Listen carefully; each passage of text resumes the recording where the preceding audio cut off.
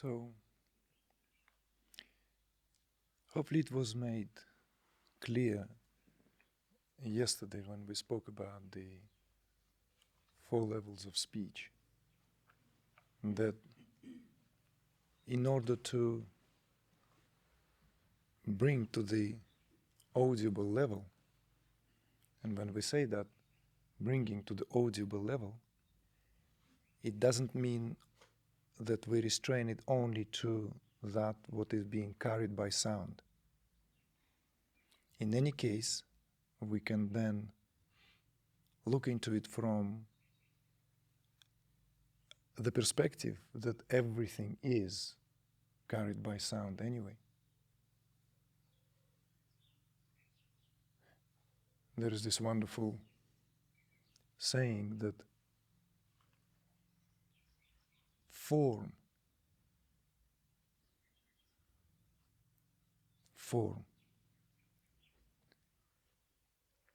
is a sound condensed into matter.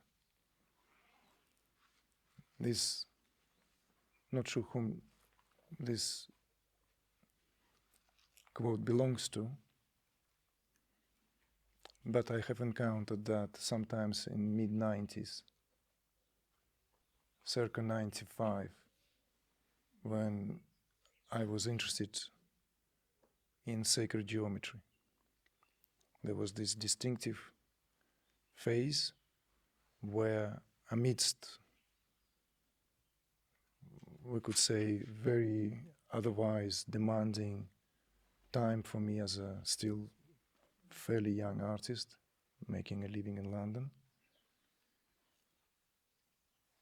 instead of just painting away, I had this sudden break, the internal break, and I could not produce anything when I would come to the studio. Instead, I just would spend hours and hours sitting in my patio. I was renting a studio in northwest London in area known as St. John's Wood. This Lancia Studios. Next door neighbor was Hans Feibusch, 97-year-old survivor of the degenerate art exhibition in 1933 in Germany, who immigrated to England and made a name for himself as mural painter. He was my next door neighbor. It was a very internal time, and I could not just really paint. And it all coincided with these reflections, meditations, more reflections. And I had this strong urge to study sacred geometry, like literally learn sacred geometry. Just, there was this, almost I would say, a hunger to understand what's behind the form. Well, you would probably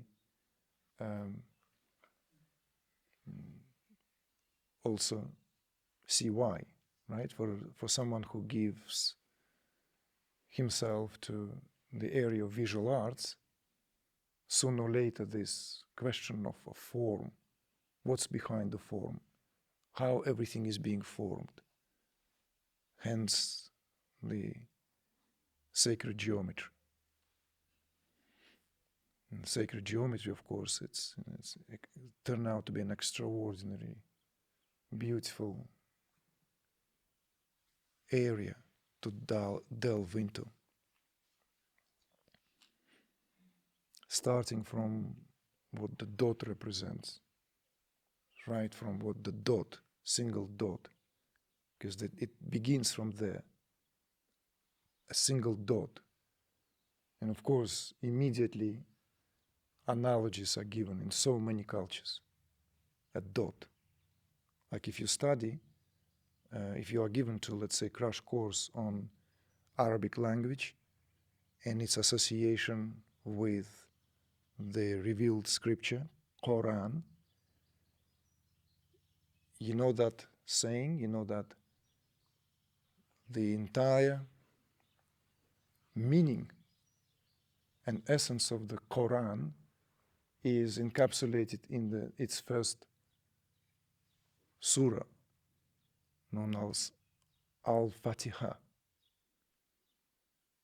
then the very first opening word of the Al-Fatiha encapsulates and contains in itself the meaning and the essence of the first surah. And the dot from where the first word begins encapsulates and contains the essence of the first word. Sacred geometry compellingly is on par with that understanding. The same you can find in some other cultures. You can find that in Sanskrit. All of you by now, absolutely all of you, know the symbol of the pranav, Om, as it is spelled in Sanskrit. I'm sure some of you maybe even have this tattooed on some parts of your body,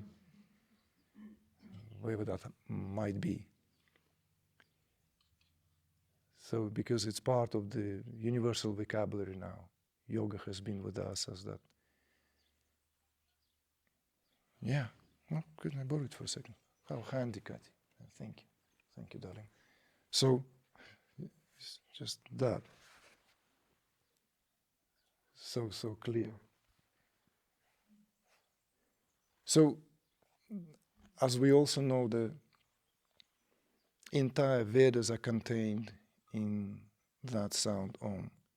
Entire knowledge, the whole entire creation is encapsulated, contained already in its plenitude in what Om stands for.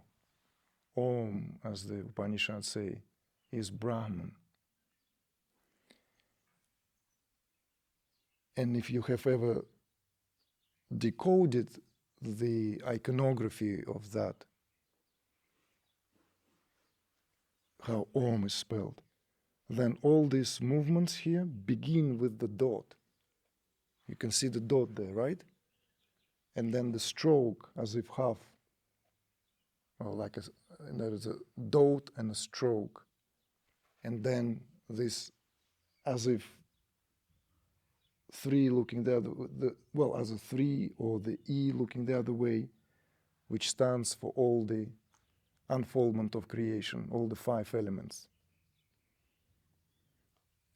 But it is in the dot that the meaning is contained. The essence of it all is contained in the dot already, just as in the Quran, just as in the sacred geometry. Sacred geometry begins from the, meaning, symbology, and also in terms of how it is utilized in creating shapes. And these shapes, these geometrical shapes, are the language of the nature. There's some extraordinary things that I would highly recommend any of you, if you have that interest, of course. Because the dot is also, this is where, if you are to draw a circle, right, that's where the dot would be created when you use a compass. That dot where the compass would rest and pierce the paper, whatever the surface, and the circle is created around it. Perfect circle. Perfect circle as the shape that stands for the absolute, which, as we know, is immeasurable. You know that geometry existed for hundreds, if not thousands of years, and some of you probably remember that from school days, that circle ultimately is immeasurable. You can measure the square, what is it? The surface, right? Surface of the square, rectangular, triangle, cube, anything, but you cannot measure to the exactness the surface of the circle. It will always be approximate. Ad infinitum. Why? Because you have to have straight lines connecting. You create as many dots to break that circle, and then dots are joined with a straight line. First square, then that square into 8, then that 8 into 16, 32, 70, and it goes and goes and goes and goes into multitude, let's say thousands of angles this square gains, so as to measure the circumference to find out the exact surface of the circle. This made Euclidus lose his sleep. He wanted to solve this, but it turned out to be unsolvable. You see, until Lobachevsky in the, break of into the 20th century, tried to do that. And we entered a very different realm. Geometry entered a different realm, just as physics entered a different realm. There's a geometry up to Lobachevsky. Geometry of pure shapes. After that, the geometry goes into another territory altogether. Completely another. It's a freaky territory between us, speaking frankly, just as quantum physics is. You know, if you truly delve into it, it has to freak you out, as the guys say. If it doesn't freak you out, it means you're not grokking it. So saying, aha, yeah, I got it. And the look in the eye shows, no, you didn't. Because if you got it, you'll be like, what the, you know? So, immeasurable cannot be measured. To know the exact measurement of the circle, it will always be approximated. So there will always be, right, that bent line of the circumference dot, another dot, joining them so as to then join the lines through the central axis and then calculate that. Then you would have to do more, break that down again and again and again, and that is ad infinitum. That's what it means. The surface of the circle is immeasurable. So this is where geometry, in a way, directly communicates. So the circle, therefore, stands as a perfect shape, which stands as a metaphor for absolute. Absolute is immeasurable. It can only be approximated. It cannot be measured, as it were. There are no devices to measure that.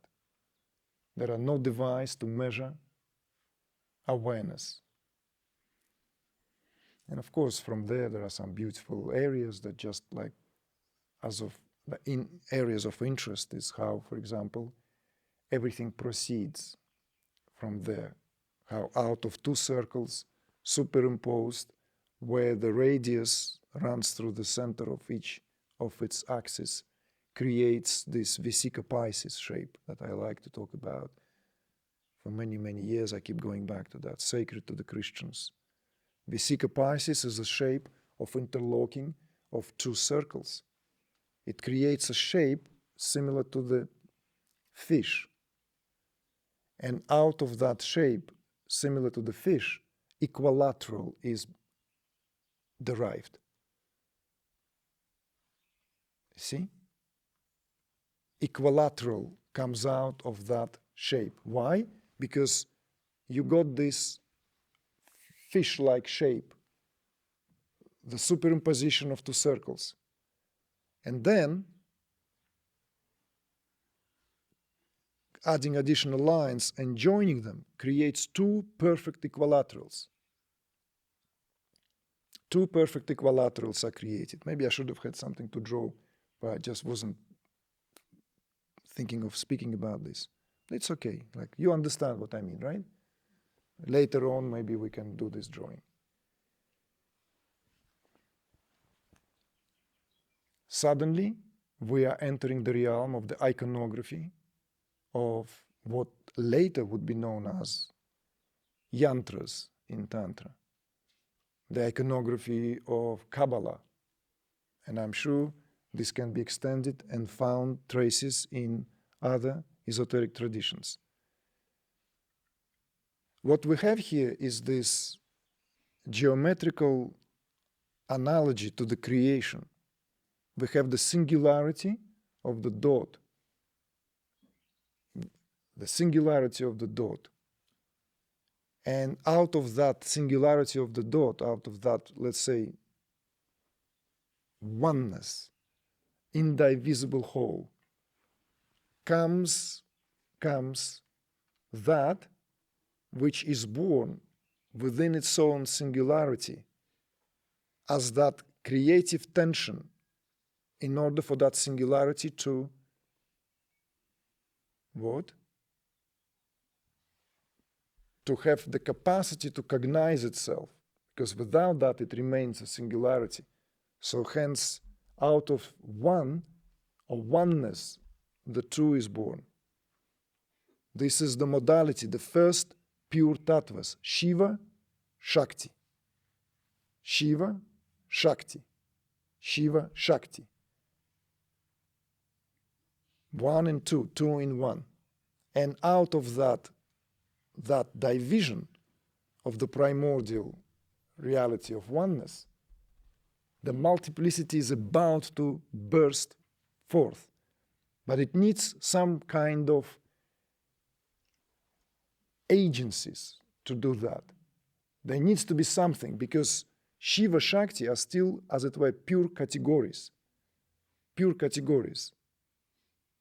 Allegorically, metaphorically, mythologically, these are God-head supreme lovers in the amorous embrace. They don't care for the rest of the thing. Nothing exists, as it were, because that embrace that they have annihilates any possibility for anything to come forth into being. Until that additional shape that is here represented by Vesica Pisces, which is the superimposition which belongs to each of them in equal measure. You follow me? In equal measure. That superimposition belongs to Shiva and belongs to Shakti, belongs to oneness, or belongs to non-duality and belongs to the two, gives birth to the two equilaterals. Two equilaterals. Equilateral is another perfect shape in sacred geometry. Perfect. It's an expression of perfection. And for that reason, equilateral here serves that iconographical representation of the, let's say, what in some of these perennial traditions is spoken of, let's say, intricacies Shaivism. This is the whole philosophy unfolds around this meaning of what is contained in the equilateral, right? They so many times now spoken for the last 2 years. That's the Shiva, Shakti, Nara. Awareness, the power of manifestation and withdrawal, and the world of the individual. It's that what is represented by Aham, the great principle of I-amness. Equilateral here represents the will, knowledge, and action. Sat Chit Ananda. And all this, what it can be here viewed in terms of that Trinity-like, where they are equal in every measure. They do not exist independently from each other. You see? And then this further creates these divisions where these two equilaterals, as it were, superimposed, and we have that what is known in Judaism or in Kabbalah as the Star of David, and what we also know like in tantric visual vocabulary that gives birth to all forms of yantra, is that superimposition. This is the superimposition. The triangle facing upward stands for the powers of the absolute, or the Shiva qualities, and equilateral facing down stands for Shakti. Masculine principle, feminine principle, interlocked in perfect equilibrium. So this is the meaning of the Star of David. If you want, in the Kabbalah, it's the same, but language may be different. Different kind of maybe ways of how this is being extrapolated, but the meaning is the same. It's the supreme balance of the primordial forces. Primordial forces of creation, not even primordial forces of nature. Nature in itself, nature in terms of as Prakriti, would yet to come from these interlocking forces.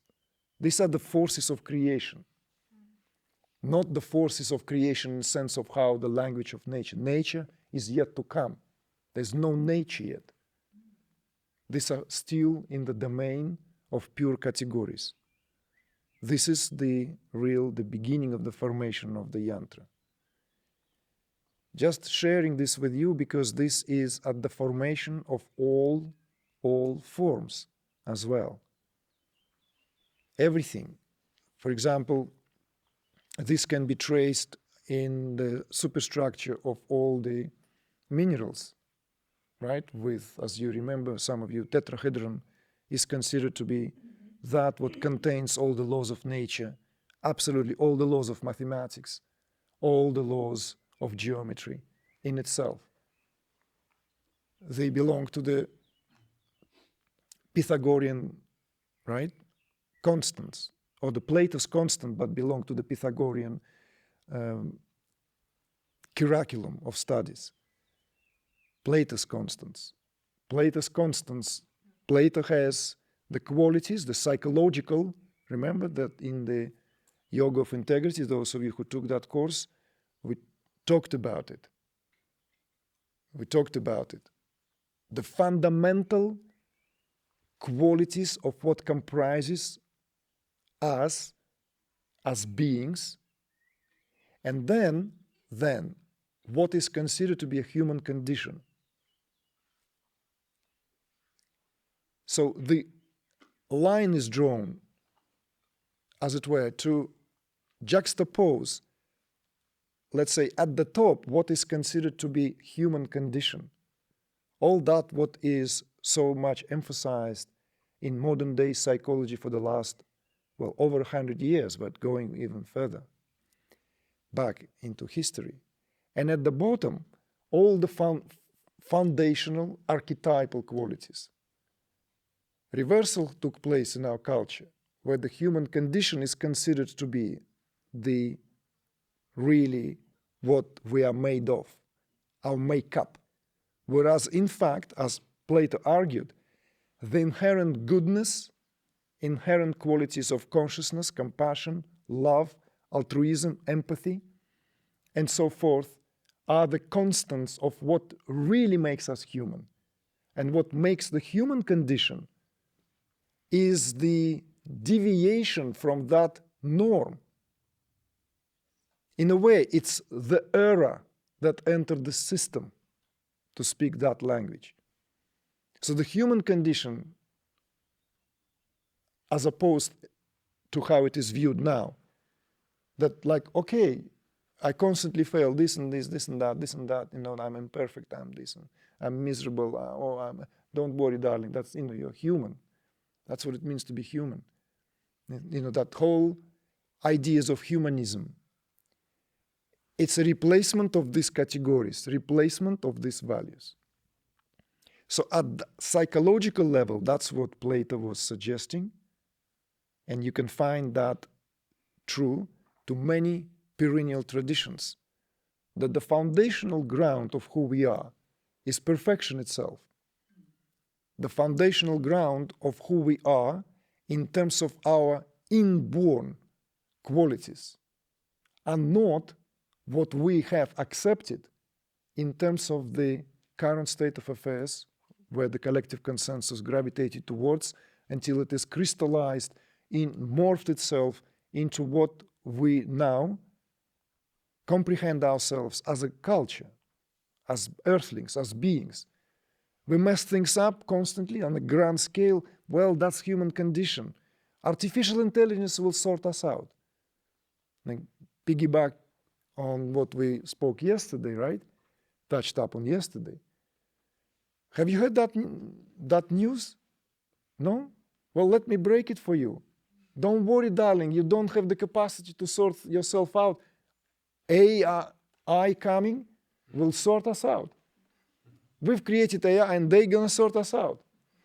They'll tell me what to eat, what not to eat, how to behave, what to do. They wipe my, and they will do everything what's need to be done.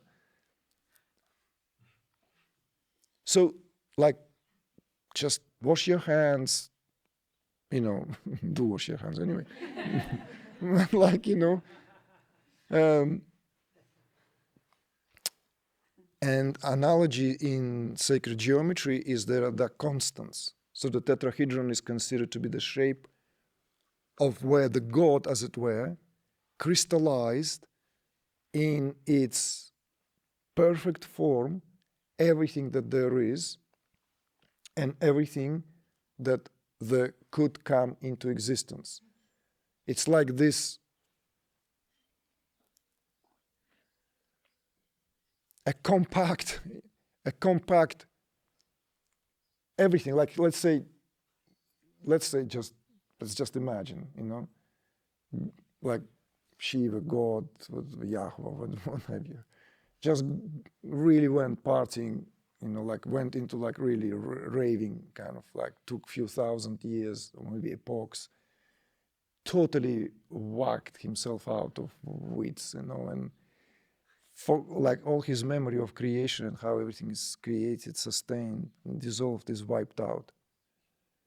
Like just wiped out. Well, come on, like he's God, he can afford to do that. But then that little thing in the pocket somewhere, like in, I don't know, what a sari or whatever he's wearing, maybe in the matted locks and he's a Shiva. Like, I don't know. He had maybe it somewhere, and this tetrahedron. All right, got it.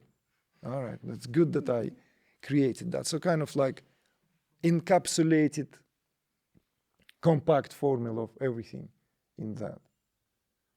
So this is the beauty and the marvel of the sacred geometry, in the sense of, if this is appealing to you, how the form comes into being. So form in its essence is sound condensed as matter. Everything is sound. Therefore, going back to where we have started, when taking off from the 4 levels of speech. So it's not just extended to what we hear.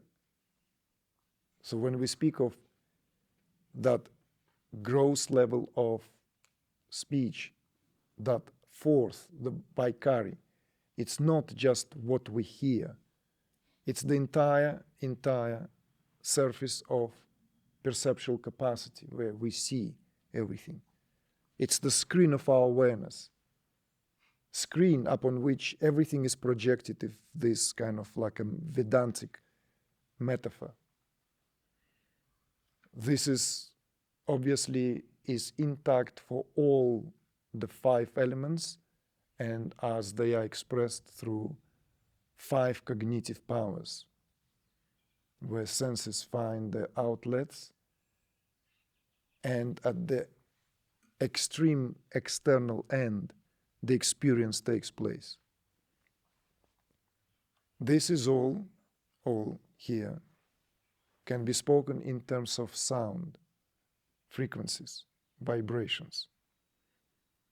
So when we spoke about the 4 levels of speech, this is to extend the theme into this great understanding. So this, how creation itself gains its appearance. And therefore, in order to connect, in order to being able to live at the level where all this is sustained anyway, there has to be a possibility to return. There has to be a possibility to touch the ground, somehow have this capacity to go beyond that what otherwise terminates at the screen of our perceptual capacity. It's like, again, this is Vedantic analogy. I'm using this Vedantic analogy consciously.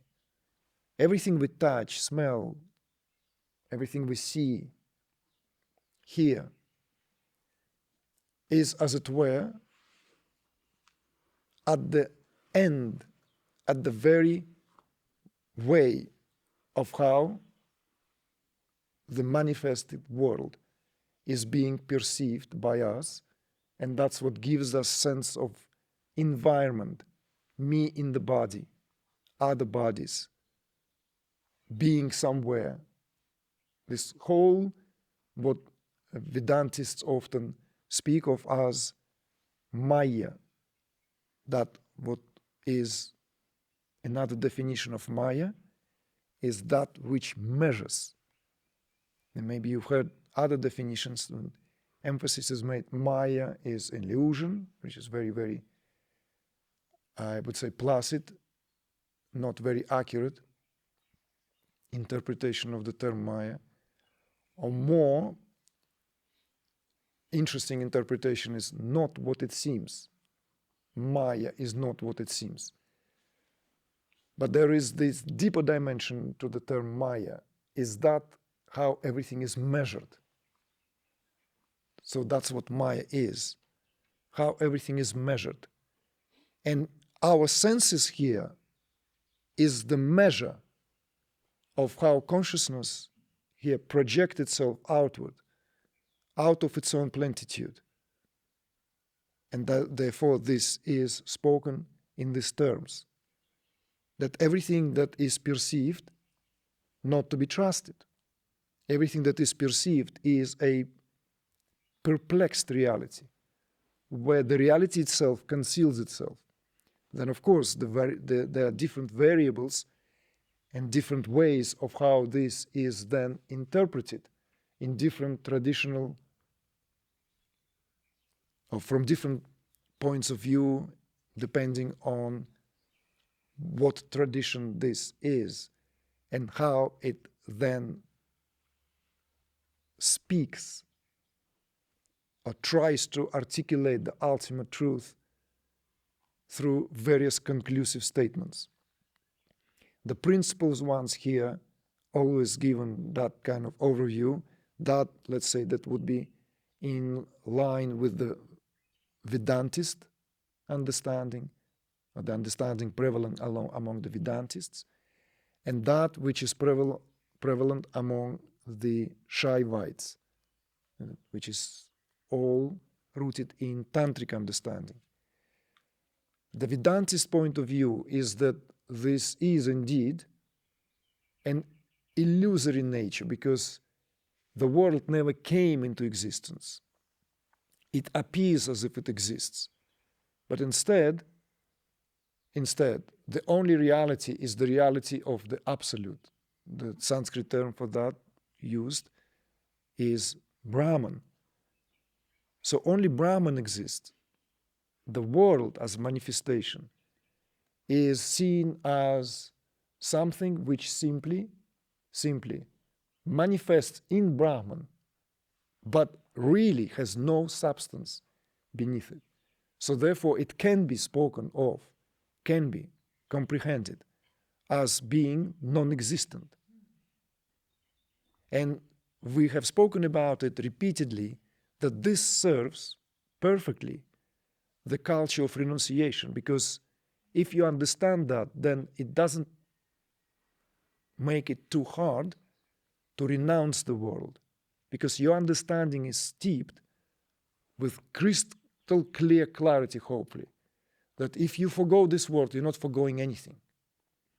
So therefore, it serves the purpose of culture where renunciation is a way of life. It's not spoken at all in any critical assessment, as sometimes this already started to kind of, or it's all like, yeah, I'm tantric because I love the world. Everyone wants to be tantric these days because Vedantist approach seems to be like, ooh, wow, this is like, it's spooky. But there are people who play with Vedantist approach. Non-duality managed to do that for 30 years. Non-duality as a movement.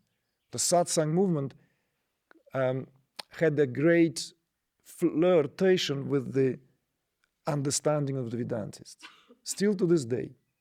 Why I'm saying that great flirtation? Because the culture of renunciation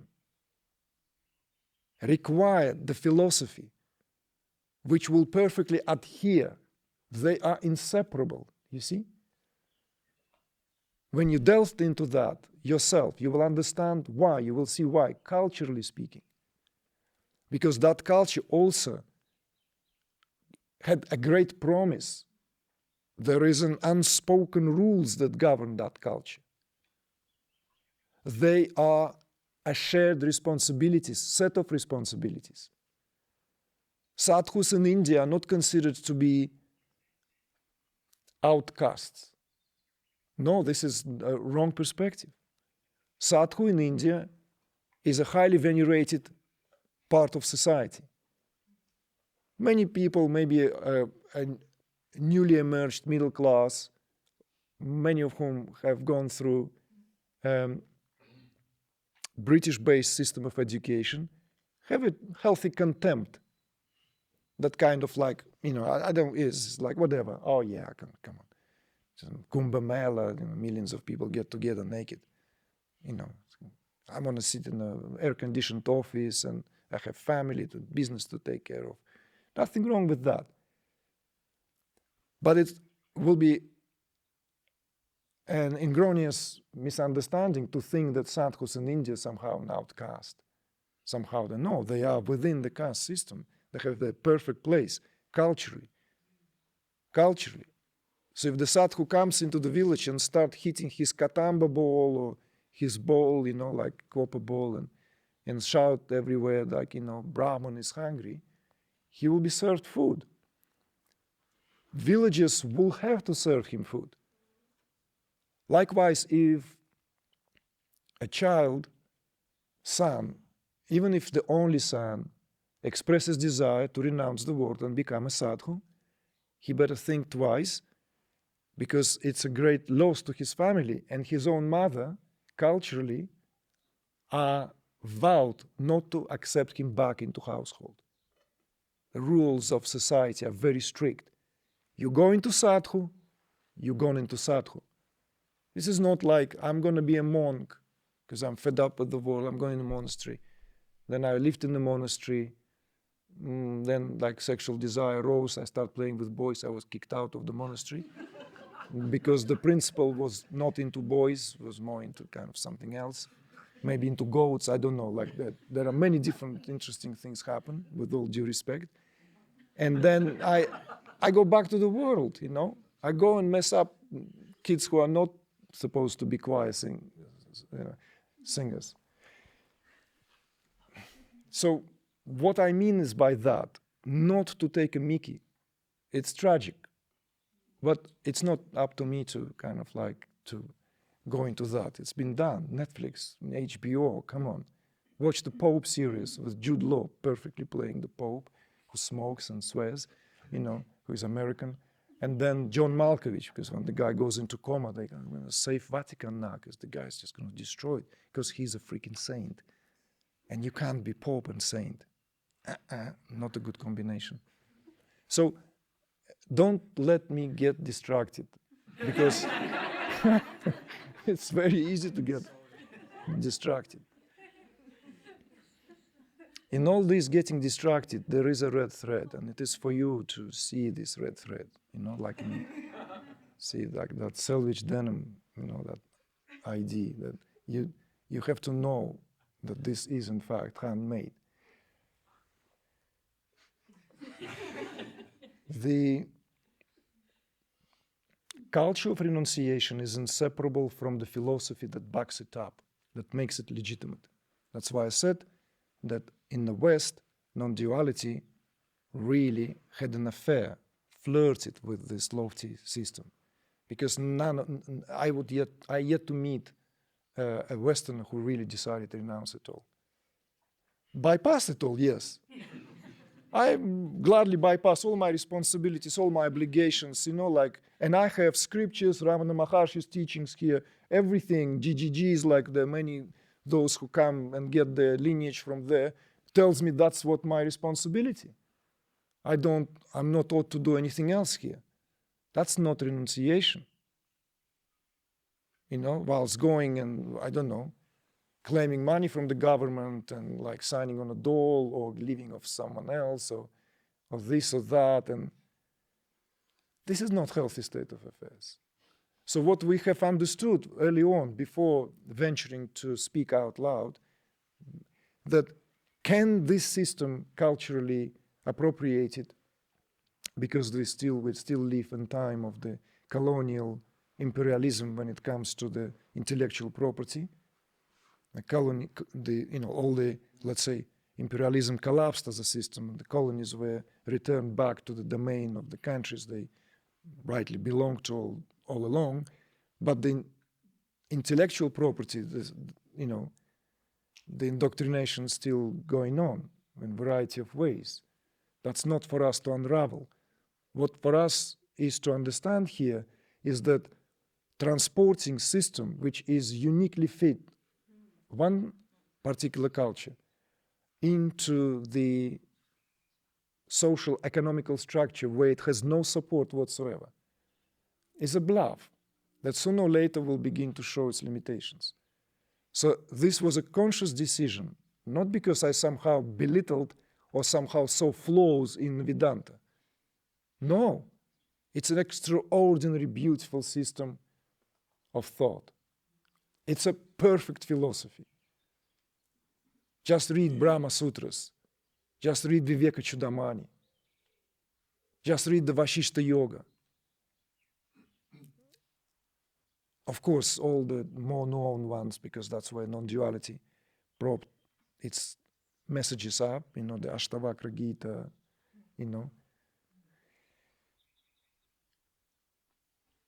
Yet, what felt very, very strongly here is that the only systems that are applicable would be those that back in the days were also served for the purpose of serving the householder.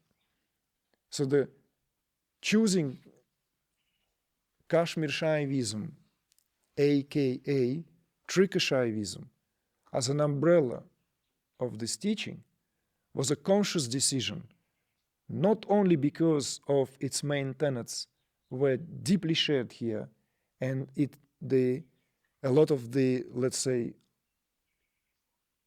what Kashmir Shaivism operates as a set of systems and doctrines have been verified post factum, but because it perfectly adheres, maybe not perfectly, but certainly adheres to the way of how life is by large in this culture, in this given moment in time.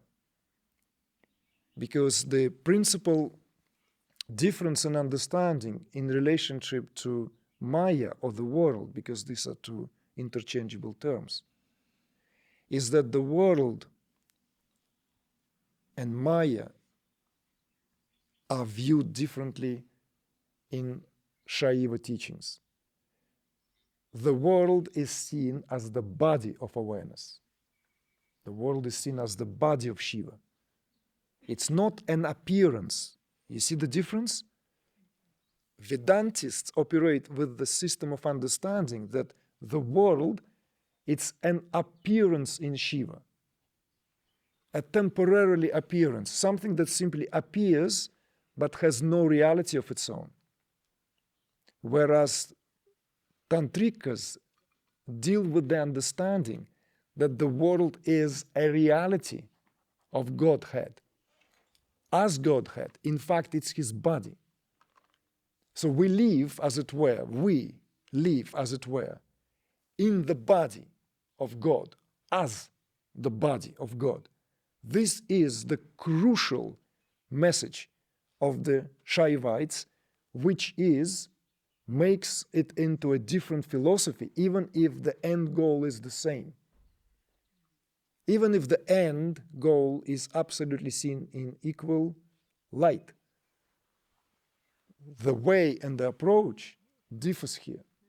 Renunciation, in fact, from the point of view of Shaivism, now please pay attention here, don't just jump on making these hasty conclusions. Renunciation from Shaiva point of view is an oxymoron. Why? Because you cannot renounce that what is the power of Shiva. You can't renounce the power of awareness. And the world is seen as the very power of awareness to behold itself. Hence the Tantra always begins, any Tantra, any like crashed course will begin with these categories, Shiva Shakti, which in turn are spoken of in terms of awareness and its power of reflective self-awareness. In Sanskrit, exemplified by Prakash and Vimarsh, or more anglicized Prakasha and Vimarsha.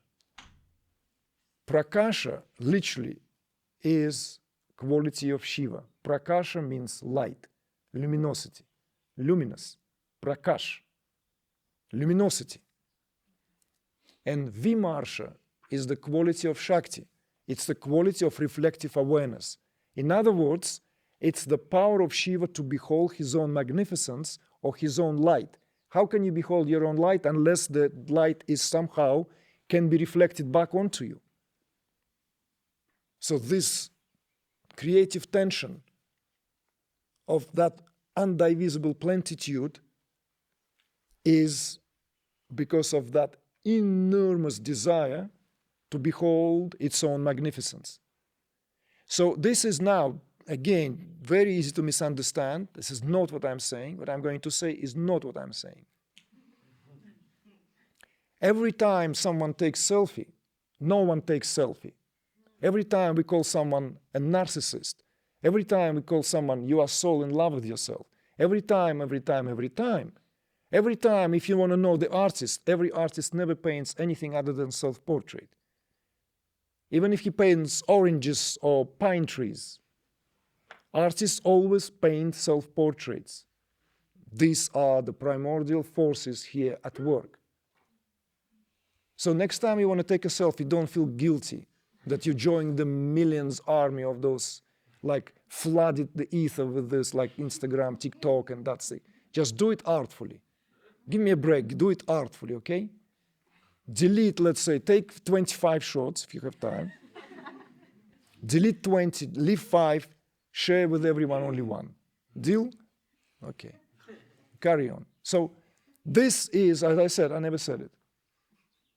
You never heard it. Because it's going to be like, immediately like, oh gosh, he's not only narcissist, he's promoting narcissism. He's now selling narcissism as the path to it's like, so you have to be careful these days what you say, you know.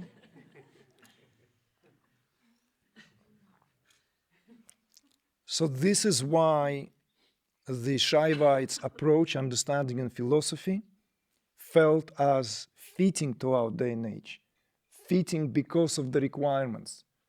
Just as at the time when it was, let's say, came into full conclusive formulation of its main doctrines, circa 4th to the 8th century, by 10th century some of the principal figures of Kashmir Shaivism were alive. Beings like Abhinavagupta. You cannot make it more than that. You know, this is sage in its true, like even if you read the description of Abhinavagupta, you know, it's mouth-watering. Certainly every man should have his mouth watered. When you read that, I'm going to leave that part out. Right? Just use your imagination. Do your homework, do your research. True sage. Have family, have this, that, everything that comes with it. Household, writes poetry, gifted, talented, Shakti, you know, Saraswati sits on his tongue, you know, Devi sits on his lap, being fed ladus by Ganesh, Rose petals, of course, falling anyway, so they complete the picture. And an extraordinary philosopher, of course, an extraordinary man of knowledge, if there ever was one to compare. So what we're saying here is that what was 1,000 years ago valid there, that no renunciation is required. In fact, this is philosophy for the one who is decided to take a household, take a business, get married, creating something. The first book that is finally decision was, after trying to write my first book for 20 years, and many kind of like, at some point we have 11 transcribers working, because I thought I'm going to come out and knock every one of the wits with a volume on Tantra. Yeah, I'm going to prove everyone, like this muscle, like, And then I had this wake up moment when I like, oh, who am I? Who the heck are you to write about Tantra? There are scholars. Wake up, man. Do something what you always loved doing and be authentic. So therefore this book, Camatkara, The Hidden Path, was chosen to be the first kind of like a debut. It's a slim book like that. We now are awaiting the first limited edition to come out of print from Potsdam, followed by a more generally available, including print on demand, blah, blah, blah, all the variations. What am I saying here, other than doing a plug-in, of course, is that the choice to make this into the first book was very conscious decision, because this is also where the cherry on the cake. This is the teaching of the Trika Shaivism, what it actually delivers ultimately. Ultimately. And somewhere in the book there are these musings, comparative analysis is given, how the culture itself was rescued, because if the culture was gravitated towards renunciation, and let me just give this historical throwback again, just for your further interest and knowledge, so that you have this maybe a more coherent picture. There was this another extraordinary sage who lived in the 8th century. His name was Adi Shankara, simply known as Shankaracharya. Adi Shankara was an extraordinary, another extraordinary sage. Extraordinary. Apparently, he's done all his work by the age of 33, upon which he, according to different variations, retrieved into the mountains never to be seen. He still lives throughout days because he is a kind of incarnation of Shiva, or simply like met his old days as a wandering sadhu. By the age of 33, he managed to drive out of Indian subcontinent, which then, as a culture, as a country, including modern days Afghanistan, Pakistan, and a chunk of Central Asia, you managed to drive out all Madhyamika philosophy and practices purely by his uncompromising discourses. He simply restored the Sanatana Dharma in its, according to Hindus, of course, purer form. He freed India from this, let's say, what was considered to be somehow less authentic. Again, I'm leaving that to you. I'm not going to give these interpretations now.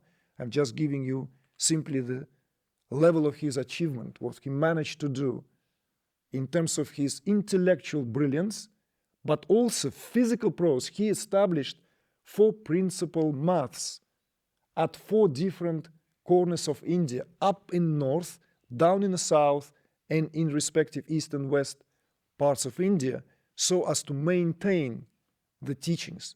So whenever you come across the title, because it is a title today, Shankaracharya, if you come across Shankaracharya, there will be Shankaracharya of the Jyotirmath of Himalayas. That means that will be Shankaracharya of the north, who was, by the way, very well known Shankara, the latest very well-known Shankaracharya of the north, before the Swami Shantanand Saraswati, was Swami Brahmananda Saraswati, Jagadguru Shankaracharya of Jyotirmath, who was the teacher of Maharishi Mahesh Yogi, who took that post after it was vacant for 150 years because no one would be, in terms of the candidate, fit enough to take that appointment. Likewise, there were Shankaracharyas of the south, Shankaracharya of the east, Shankaracharya of the west. Maybe for you it will be this way. So he wrote extraordinary works. He gave gloss on the Brahma Sutras, the principal Advaita text, Advaita Vedanta text. He gave us the famous Mahavakyas, these famous great sayings. He basically, what he did, he reformulated the ancient teachings that were present in the Upanishad, giving them this new light of understanding, and established Advaita Vedanta as the principal teaching of non-duality in India. Full stop. You see? So, this is the work of Adi Shankara.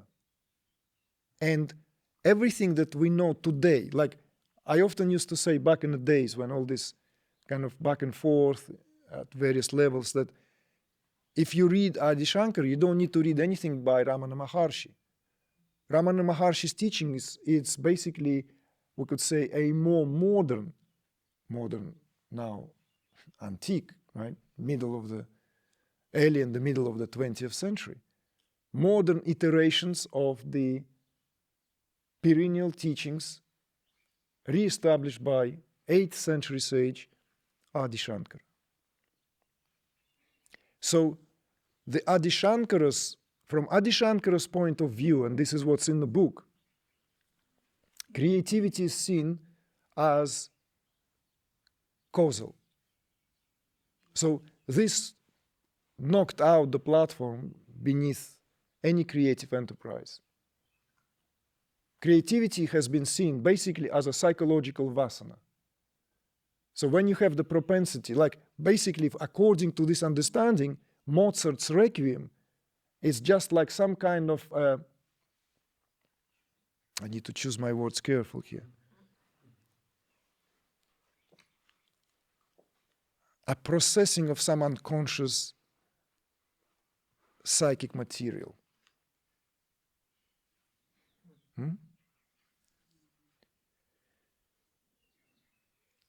And you can feel now with various other examples, your favorite work of art, your favorite song, your favorite. So in other words, the ground beneath creativity is kind of was taken.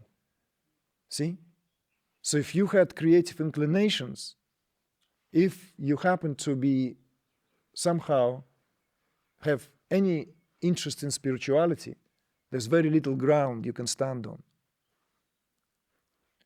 But then 2 centuries after comes Abhinavagupta and shakes the tree and reestablishes new understanding and reassures that there is survival of the very foundational principles upon which all classical arts in India are based. In the book you will find out why, but just to say here that the analogy is given that Abhinavagupta rehabilitates the creativity. In fact, he doesn't just rehabilitate the creativity, he installs it to the very top, to the very pinnacle of why we're here. You see?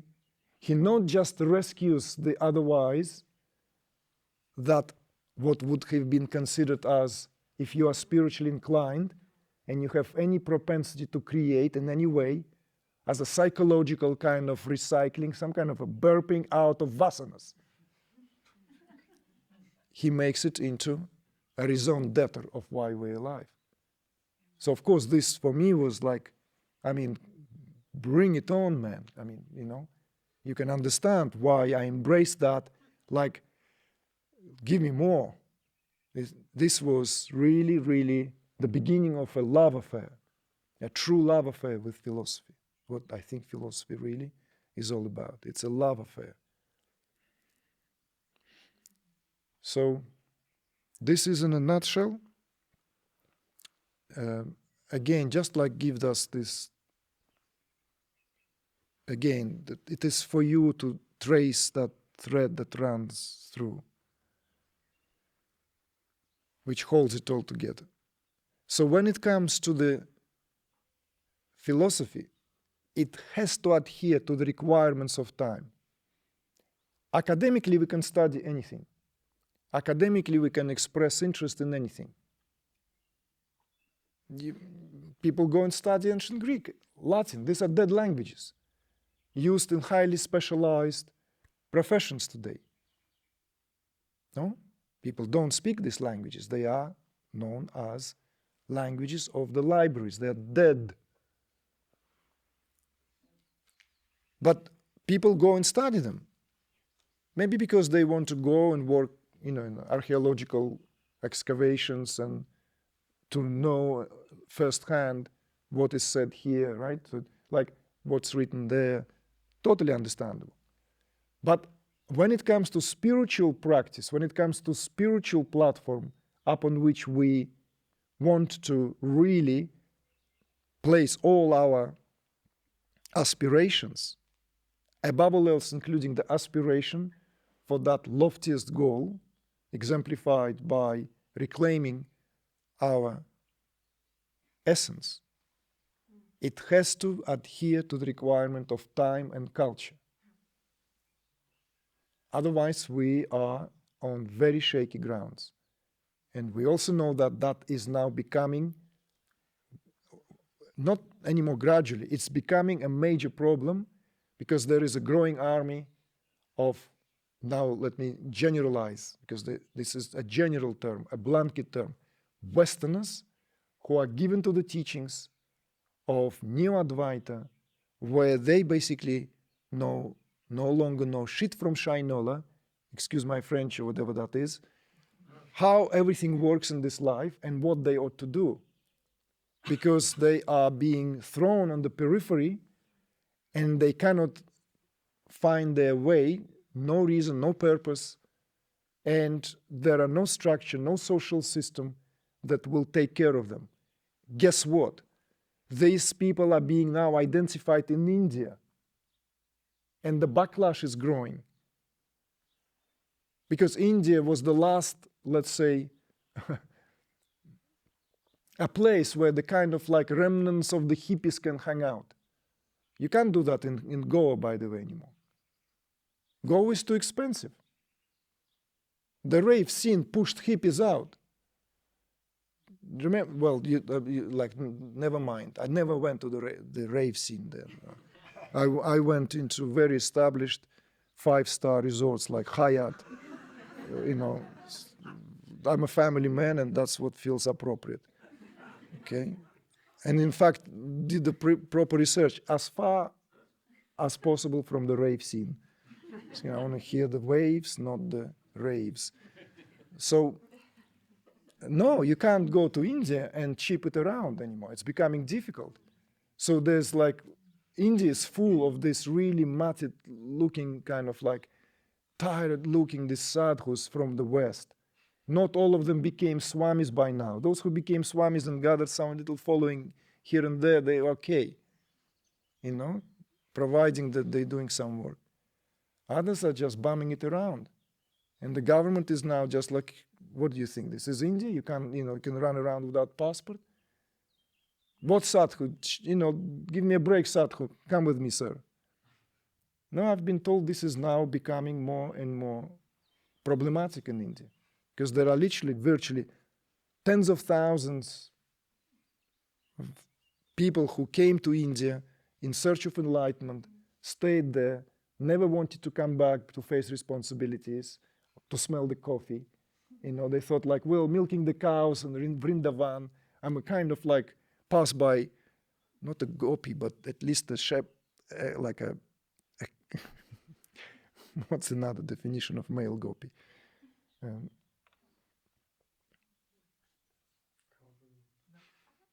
Cowboy? Huh? cowgirl. No, I'm saying male male. Male definition of a gopi.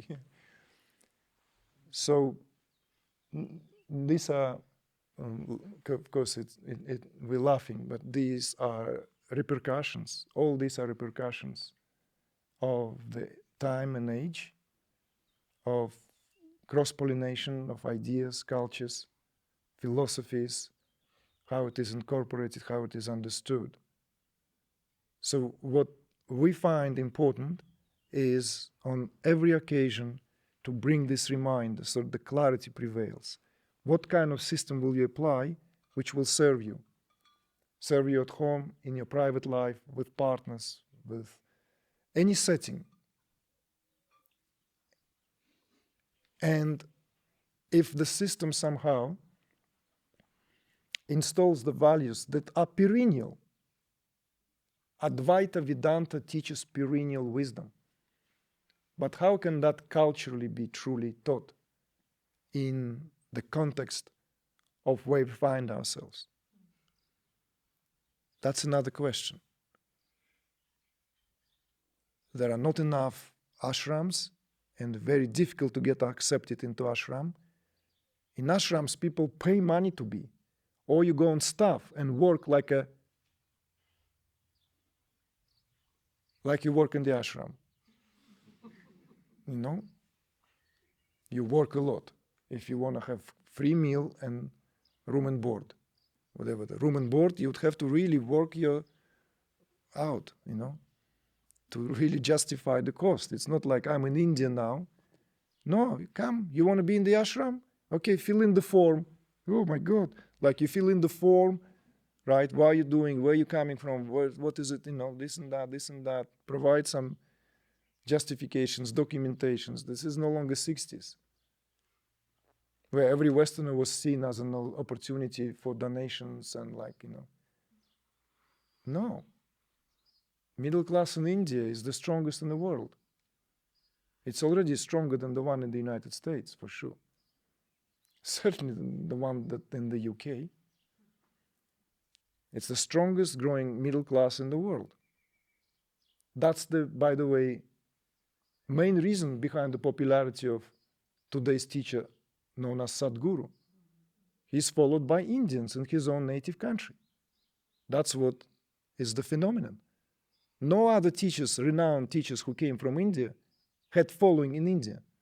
He is the second, perhaps, after Amma and Sri Ravi Shankar. No, what? Osho was never followed by Indians. They don't know who Osho is in India. Only Westerners followed, you know. Osho is, no, totally, actually contrary. That's example of, you know. So, where does it take us? It's simply to now this long detour of the definition of Maya, the world. So going back to the understanding of the world, Maya is not an appearance in Brahman. Maya in Shaivites' language, in the language of the Tantrikas, Shaivites, who worship Shiva. We'll now clarify something here as well in a moment. Maya is a form of Shakti. Maya is Shakti. There is a term. Maya Shakti. Maya Shakti. It's the power. It's the power of awareness to conceal itself in the world of forms and phenomena.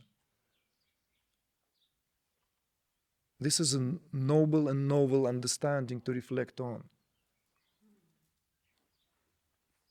Let me just give you an example. You don't know how to connect to God from the point of view of Trika Shaivism. Just look attentively enough. Pay attention. Pay attention. Because everywhere you lay your eyes, everywhere you see anything around you, everything you smell, you touch, you experience, nothing other than the body of God. you can find extraordinary analogies of how the teachings of Christ potentially was taught before the centralization of all these teachings by the Vatican, when the monastic teachings were wiped out from Western Hemisphere by heavy taxes to begin with. They could not sustain to pay heavy taxes. They had to be converted and to adhere to the supremacy of the Vatican and the very principles of the Nicene Code of Agreement. So, but when you read the Saint Teresa of Avila or Saint what's her name from Siena, who remember? Catherine of Siena, Saint Catherine of Siena, let alone Meister Eckhart, who was forced to denounce his expositions and his understanding. Some of them are extraordinary in terms of these realizations. Who remembers this? That these reflections on the second coming of Christ. These reflections on the second coming of Christ.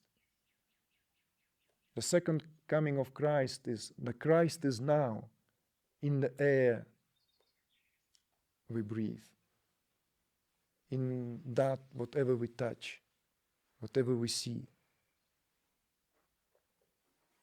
whatever we inhale, the fragrance of this world. That's the second coming of Christ. Not the second coming as prophesied with the last judgment, that there will be second coming. No, the second coming is, in a way, esoterically speaking, a return of the spirit into the world of matter. This is where the genius of another Indian sage, to conclude this, of the early 20th century now, Sri Aurobindo spoke, where he in fact had this attempt at bringing together the teachings of the Vedantists and the teachings of the Tantrikists.